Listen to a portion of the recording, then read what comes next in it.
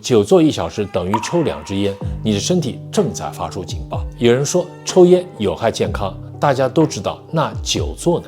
告诉你一个被忽略的事实，久坐它不是休息，是一种慢性的消耗。有研究数据表明，久坐1个小时对身体的伤害约等于抽了2支烟。区别在哪里呢？抽烟你知道在伤害身体，而久坐呢，你自己以为你正在省力。我们坐着超过了1个小时，我们下肢的血液循环减慢了50%，腰椎承受的压力比站着高出了40%，臀部肌肉开始睡着，核心慢慢的变弱。你以为在办公，而身体却认为你在关机。久坐的本质不是静止，是身体在慢慢的锈掉。怎么破？很简单，每做45分钟，站起来走上3分钟，每天抽出30分钟做1次中等强度的运动，哪怕你只是在快走，不需要去跑马拉松，只需要去打断身体生锈的过程。椅子坐久了，说实话不会更舒服，只会让你站起来那一刻会变得更费力。现在您就起来走一走。